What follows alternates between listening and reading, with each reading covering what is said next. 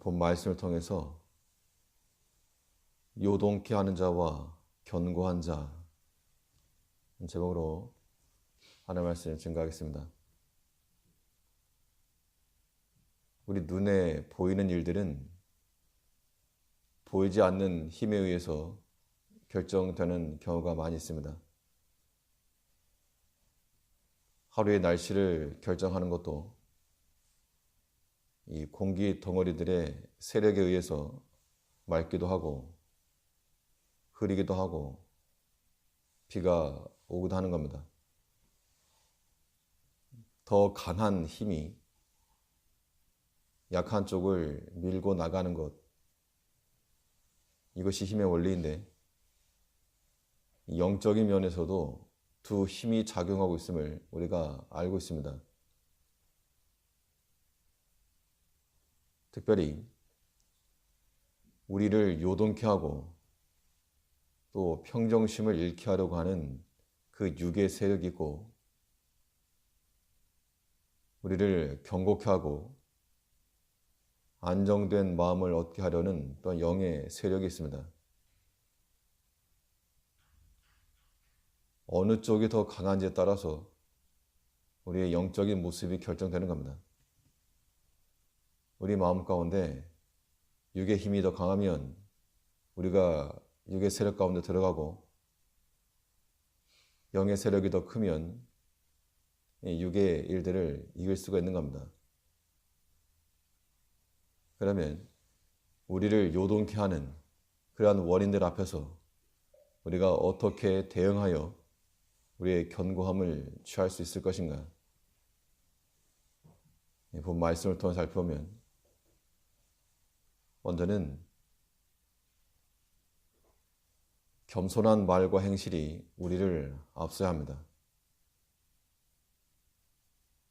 우리 마음을 분욕케 하고 혼란케 하고 요동케 하는 그런 일들이 일어날 때 그 원인이 되는 사건과 사람 앞에서 겸손한 말과 행실을 갖는 것만이 우리를 안전하게 지키는 겁니다. 교만한 자들의 언행이라고 하는 것이 그와 함께하는 자들을 요동케 만드는데, 그들은 마치 끓어넘치는 물과 같아서 절제하지 못하고 그 뜨거운 에너지를 좋은 곳에 사용하는 것이 아니라 해로운 일에 쓰고 만다는 겁니다. 그래서 우리가 믿음으로 살려고 해도 이 교만한 자들이 있게 되면 그 시험과 대적이 끊이지 않는 겁니다. 그럴 때 어떻게 할 것인가? 그럴 때마다 우리는 겸손한 자의 자세를 취해서 우리 영혼에 해를 입지 않도록 우리를 지켜나가야 됩니다. 78절을 보시면 교만한 자가 무고히 나를 엎드려뜨렸으니 저희로 수치를 당케 하소서. 나는 주의 법도를 묵상하리이다. 주의 법도를 묵상하려고 하는 그런 신앙인의 삶 가운데 교만한 자가 무고히 나를 엎드려뜨렸다. 대적에게 대적받을 만한 일도 하지 않았고 아무런 마음의 원함도 없고 크게 잘못한 것도 없음에도 불구하고 무고히 엎드려뜨렸다 그랬습니다. 이게 사람의 생각만 하게 되면 굉장히 불쾌한 일이고 또 속이 상할 그럴 일입니다. 그런데 이러한 교만한 자를 대하는 방법은 겸손한 마음 외에는 다룰 길이 없습니다. 우리 영혼을 해롭게 하는 그 일에 우리가 동조할 이유가 없이 어떤 시험이나 대적이 일어나더라도 같이 요동하거나 분내거나 다투는 일이 있어서는 절대 안 되겠습니다. 도리어 차분함과 또 침착함과 때로는 담대함과 그 견고함을 가지는 것이 우리가 교만한 자들을 다루는 길이요, 우리 마음을 영적으로 평온케 만드는 길이 됩니다.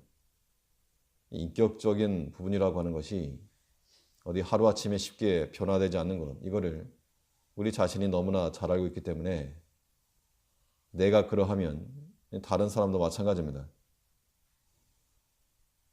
교만한 자가 자신의 교만함을 알지 못하고 무고히 치고 또 애매히 고난을 받게 할지라도 우리가 그때마다 주를 생각하는 마음으로 낮아지고 또 겸손한 마음으로 아무 일 없다, 별일 없다는 듯한 그 모습을 나타낼 때 이것이 진정으로 강한 길이요 교만한 자를 물리치는 길이며 우리 마음을 영적으로 평온케 만드는 길이 되는 겁니다. 우리를 요동케 하는 그런 자들 앞에서 언제나 예수님께서 그러셨던 것처럼 낮은 자세로 겸손한 마음과 그 행실로서 우리의 육체와 영혼을 지켜나가는 우리가 되어야 될 것입니다. 또 우리를 요동케 하는 그런 원인들 앞에서 어떻게 대응할 것인가? 우리 마음을 평안과 안정되게 유지해 나가려면 하나님 말씀 뒤로 피할 수가 있어야 되겠습니다. 성경에서 말하는 바는 우리의 싸움은 혈과 육에 대한 것이 아니라 그랬고 그때 우리가 이기려면 그런 방식으로 세상과 같은 방법으로는 이길 수가 없는 겁니다. 똑같이 다투고 똑같이 싸우고 똑같이 미워하는 마음을 가지고 이길 수 없는 것이 영적 싸움입니다. 우리가 피할 길은 하나님의 말씀과 그 안으로 들어가는 겁니다. 그것이 우리를 안전하게 하고 경고케 하는 겁니다. 비가 올 때 피해야지 그걸 다 막고 있다 그러면 해로움을 당하고 마는 겁니다. 그런데 하나님의 말씀 뒤로 피하여 들어가게 되면 그 안에 믿음의 동지들이 다 모여있음을 알게 될 거라고 그렇게 말하고 있습니다. 그 믿음의 연대가 그들을 강하게 하는 겁니다. 79절에서는 주를 경유하는 자로 내게 돌아오게 하소서 그리하시면 저희가 주의 증거를 알리다. 지금 나를 무고히 대적하는 자들 앞에서 굉장히 속이 상한데 나를 해롭게 하는 그 자들을 생각하고 묵상하고 그것 때문에 속을 끓은 것이 아니고 도리어 주의 말씀으로 피하여서 그리로 들어온 주를 경유하는 자들에게 관심을 두고 있는 겁니다.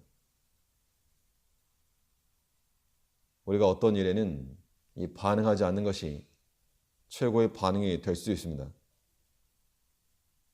우리의 관심은 혈과 육에 있지 않고 영과 또 그 권세에 있음을 우리가 깨달아서 우리 마음이 주를 경유하는 자들과 함께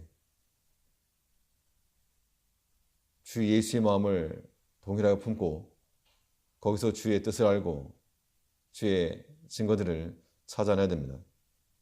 위로를 얻어도 그런 자들에게서 얻어야지 함께 원망하는 자들과 함께 수군거리거나 불평해하는 것은 아무런 도움이 되지가 않습니다. 8절에서는 내 마음으로 주의 윤례에 완전케 하사 나로 수치를 당치 않게 하소서. 수치를 당치 않는 길이 어디 있는가? 이 교만한 자가 나를 해할 때 그것을 그냥 고스란히 다하고 있으면 수치를 당할 것인데 그들과 함께 주의 말씀 뒤로 피하여 들어가고 주를 경외하는 자들과 함께 거하며 그 마음으로 주의 율례 가운데 거할 때 그 모든 수치에서 벗어나 영광 가운데 들어가는 겁니다.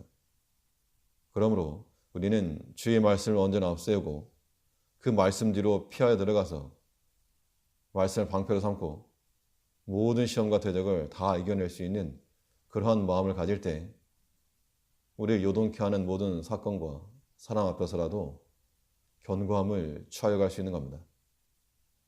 오늘 하루 삶 가운데서도 우리가 겸손한 말과 행실로서 우리를 만들어가고 또 항상 하나님의 말씀이 생각나고 기억나서 그 말씀대로 피하여 들어가서 진실함 가운데 거하고 하나님의 신 은혜로서 모든 수치를 다 버리며 영광 가운데 들어가는 복된 한 날 되기를 우리가 간절히 간구해야 되겠습니다.